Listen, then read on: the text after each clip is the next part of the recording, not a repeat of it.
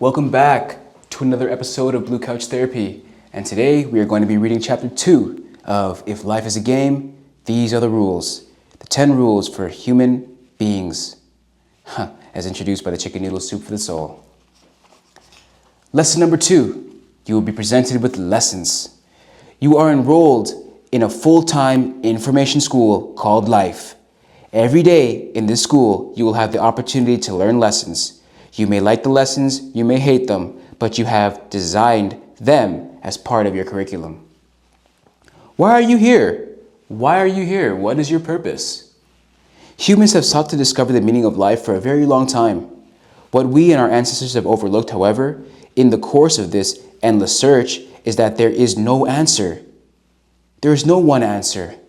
The meaning of life is different for every individual. Each person has his or own purpose and distinct path, unique and separate from everybody else's. As you travel your life path, you'll be presented with numerous lessons that you will need to learn in order to fulfill that purpose. The lessons you are presented with are specific to you. Learning these lessons is the key to discovering and fulfilling the meaning and relevance of your own life. Once you've learned the basic lessons taught to you by your own body, you are ready for a more advanced teacher, the universe. You will be presented with lessons in every circumstance that surface in your life.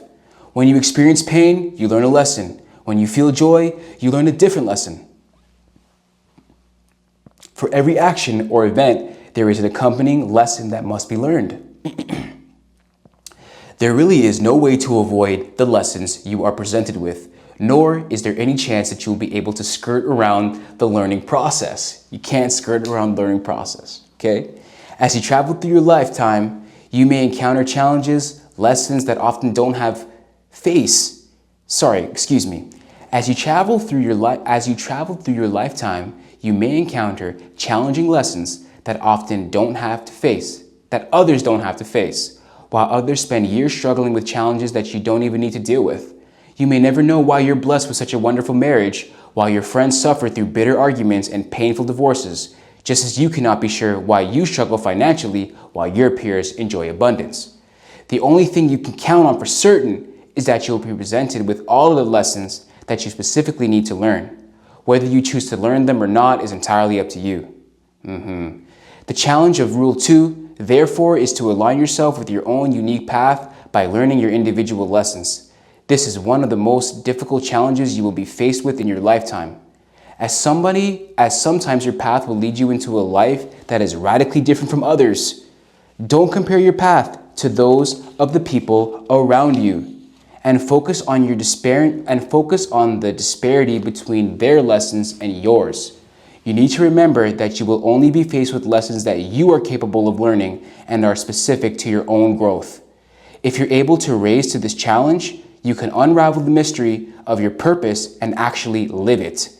You cease being a victim of fate or circumstances and become empowered. Life no longer just happens to you when you're working towards fulfilling your true purpose and discovering astonishing gifts within yourself that you may have never known before. This process may not be easy, but the rewards are well worth the struggle. As you strive to discover and learn more about yourself, you'll most likely encounter the basic lessons of openness, choice, fairness, and grace. Look at these lessons as tools to help you discover your own unique purpose. Openness. When experiences is viewed in a certain way, it presents nothing but doorways into the domain of the soul. Jon Kabat-Zinn. Openness means being receptive. Life will present with you innumerable lessons, none of which will be useful to you unless you reorganize them and are open to their inherent value. Their lessons will show up every day of your life, and as difficult as some of them may be, you may need to change your perception and choose to see them as gifts or guides along your path towards living your authentic self. Openness. I have watched hundreds of people in my workshop experience a profound transformation that comes when they understand that every event in their life occurs to teach them something about themselves. When you accept that lessons that life brings to you, no matter how unpleasant or challenging they may be, you take the crucial first step towards finding your true self and your purpose. You begin to cultivate the essential attitude of openness. I am often asked how people can recognize their lesson. My response is that each person's lessons are often self-evident. It is just a matter of what lens the person is wearing at the time. If they're wearing their lens of resistance, they may become angry or bitter, and their stubbornness will prevent them from personal growth. If they're wearing the lens of openness and clear discernment, they will gain a deeper understanding of what different life situations can teach them. It's easy to spot these lessons that you perceive as opportunities because they are attractive. Getting a big promotion at work does present certain lessons, such as responsibility and willingness.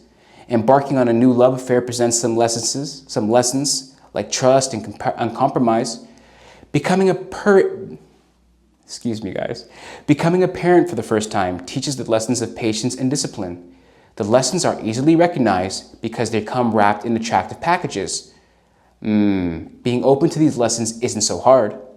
More difficult to recognize are the lessons that make it seem as though you're getting the raw deal from life.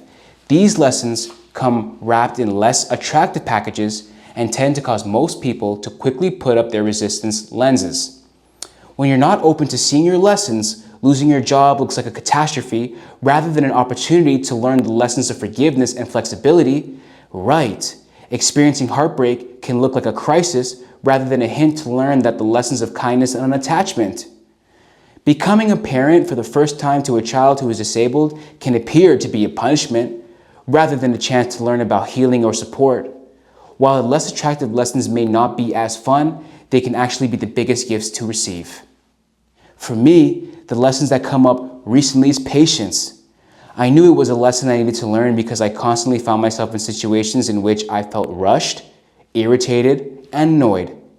I needed to learn this one, but every time it presented itself, I seemed to get these resistance glasses on before I was able to see the opportunity to work it out. I was convinced that this particular situation was one in which I really needed to get things done my way quickly, and that my resulting frustration had absolutely nothing to do with me needing to learn the lesson of patience. The lesson was camouflaged by my resistance. How can we move from resistance to openness? By first recognizing the feeling of resistance. Resistance usually manifests itself physically in a clenched jaw, tightness at the chest, sighing.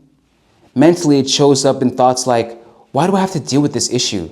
I don't want this. I don't need it. I don't like it.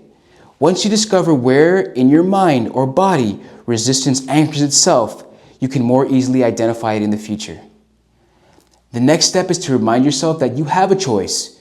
You can either continue with the resistance and feel badly, or you can learn whatever the lesson is trying to teach you. Presenting yourself with a choice allows you to see that you have control over your resistance and how you choose to deal with life's challenges. The last step is to ask yourself, am I willing to give up the resistance to learn whatever lesson is presenting itself? Remember, if you want to truly live from your authentic self, you must be open to learning all the lessons you are given so that you may grow into the person you want to become. What lessons are you resisting? If I had to answer that question right now, the lessons that I think present themselves to me is that the child, son of God, have nowhere to rest his head. Every time I get somewhere, it's always time to move, you know? Got into the studio space, realized I couldn't do certain things. I can't even optimize the output. So, change. And I think what I've understood now is that it's not bad. It is what it is. Everything is okay. Everything is working out for your greater good. And once you're able to recognize certain patterns, certain thoughts, certain beliefs, you can change them. You can make changes. So it's exciting. It's exciting when you can recognize the lesson and adapt and solve the lesson. So hopefully you don't have to experience it again.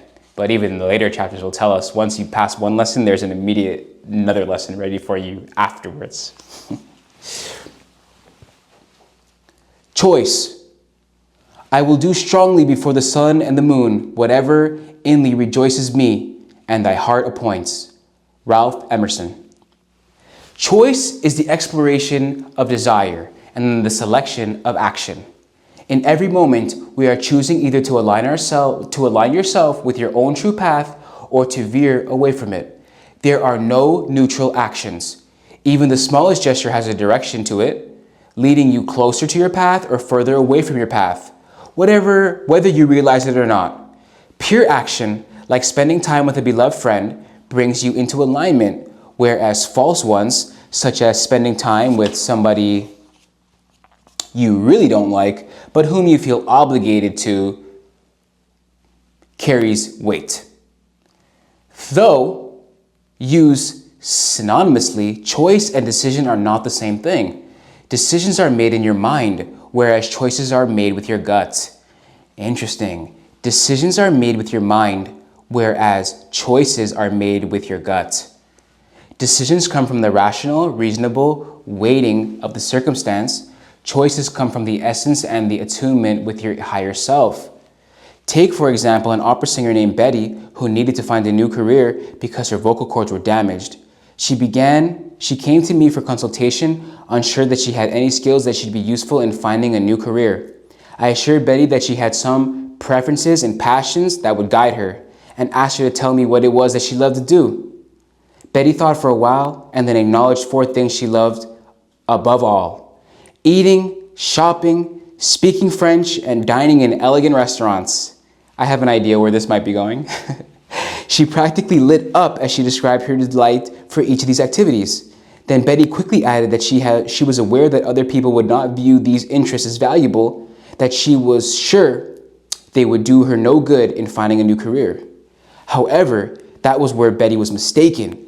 By choosing to acknowledge and honor her real interests, she was able to take real steps that enabled her to align with her truth, rather than deciding to find a reasonable job that might lead her from it.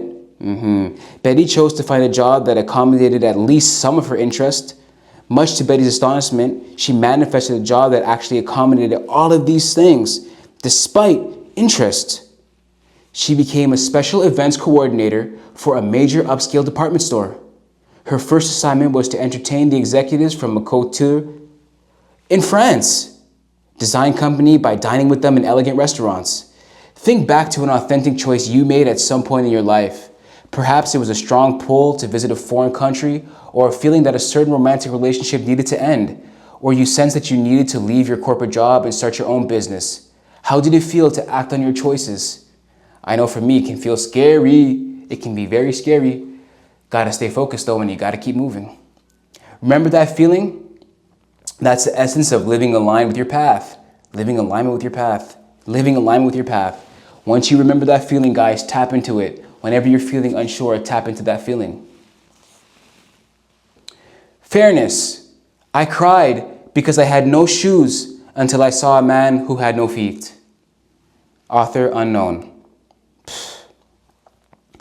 Our sense of fairness is the expectation of equity, the assumption that all things are equal and that justice will always prevail.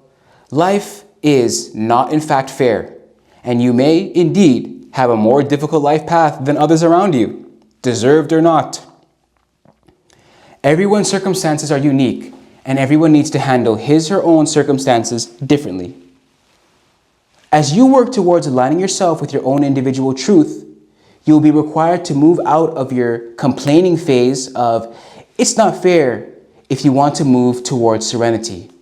Focusing on the unfairness of circumstances keeps you comparing yourself with others rather than appreciating your own special uniqueness. You miss out on learning your individual lessons by distracting yourself with feelings and bitterness and resentment. Take, for example, Jackie and Kristen, 2 sisters who are miles apart on the traditional beauty scale. Jackie is tall, statuesque, brunette, with startling blue eyes, graceful demeanor, and an elegant sense of style. She was so striking that people on the street would often stare as she passed by, certain that she was a movie star. Kristen, on the other hand, fit a classic definition of a tomboy. She was compact, plain-looking, rarely bothered with fashion or makeup. No one would ever mistake Kristen for a movie star. Jackie had been married twice. Kristen, never. Jackie always had men calling, trying to take her out. Kristen, not so much. Though nobody would expect it, judging from Kristen's tough exterior, she spent a lot of her time comparing herself to her older sister, trapped in her shadow. She thought it was unfair of the allotment of genes between Jackie and herself. It wasn't until Kristen finally sat down and made a list of all the things that she was good at and all the things that made her special that she was able to find her own unique gifts and cease dwelling on the comparison with Jackie. She realized that her mental athletic ability was a true talent in which she could revel and excel, and that she had a gift for supporting those around her. Even though she acknowledged she would probably never turn heads the way Jackie did, she admitted many times that things that she appreciated about her physical form and was delighted to see the list was quite long. Kristen's lesson was to learn that just because she perceived something as unfair didn't mean that she had to wallow in the apparent injustice of it. What perception of unfairness holds you back? Let me know in the comments below. Grace, you nourish your soul by fulfilling your destiny. Harold Kushner. Grace is one of those intangible qualities that is difficult to describe but easy to recognize. Those who possess grace seem to walk effortlessly through life. They give the illusion of glowing from within. That glow is apparent to anybody around them. To live in a state of grace means to be fully in tune with your spiritual nature and a higher power that sustains you. Grace comes when you're able to move from your lower self, where your ego dictates the path that should be rightfully yours, to your higher self, where you're able to transcend your ego and expand into your greater good. It comes when you shift from a me-centered reality to an understanding of a bigger picture. Grace comes when you understand and accept that the universe always creates circumstances that lead every person to his or own true path, and that everything happens for a reason as part of the divine plan. Sounds wonderful, you may say, but how do you achieve such a blissful state, you may ask? By remembering each and every day that the lessons you are presented with are special gifts uniquely for you, and that learning these lessons is what will bring you to a state of grace. Learn your lessons. Think of all the things in your life that have been repeating over and over and over again. Do you recognize the patterns? By anchoring yourself in a belief that you'll be given whatever is right for you, regardless of how off it may be from your perceived personal agenda. I'm going to say this one again because this is where I always have to remind myself. By anchoring yourself in the belief that you will be given whatever is right for you, regardless of how often it may be from your perceived personal agenda. Okay, so no matter what you might have thought it was going to be, sometimes it ends up being something completely different, taking you in a spot where you never thought you were going to be, but you still end up getting to your final destination. I promise you that. Take, for example, Delilah. Hey there, Delilah. What's it like in New York City? Just kidding. Take, for example, Delilah, a young woman with a natural gift for writing. Delilah came from a wealthy East Coast family whose mandate for her was to get married to an equally wealthy man, move to a large home in the suburbs, and pursue some appropriate avocation like volunteering or fundraising for a charity or something. However, Delilah knew deep down in her heart that her passion for writing was her divine gift and that her true path was to be a writer. Naturally, her family was horrified when she announced she planned to move to New York City to pursue a freelance writing career. Delilah eventually did pursue her dream. She loved her small apartment downtown, met other aspiring writers with whom she could share her writing, and work came her way almost effortlessly. Her life felt as though it was flowing beautifully. Though she needed to deal with the disappointment of her family and the frightening reality of stepping out of a comfortable framework built for her, she stayed aligned with her truth. When I last saw Delilah, she was commissioned to write a long piece for a major magazine and possessed an inner glow of peace. In the state of grace, you must trust in yourself and in the universe. You can celebrate other people's blessings, knowing that their gifts are right and appropriate for them, and the universe has your gift right around the corner. Anything God can do for one, He can do for you, can do for another. Okay? Your gift is on the way. This concludes chapter 2, the reading of chapter 2 of If Life is a Game, These Are the Rules. The Amazon affiliate link can be found down below to purchase a copy of your book today. I encourage you guys to get physical hard copies. if you can. If not, at least a Kindle with a paperback reading so that you can touch the knowledge. As silly as that might sound, it's real. Okay, with that, guys, we'll be back in another video for chapter 3. Until next time, love you lots, and I am out. Thank you.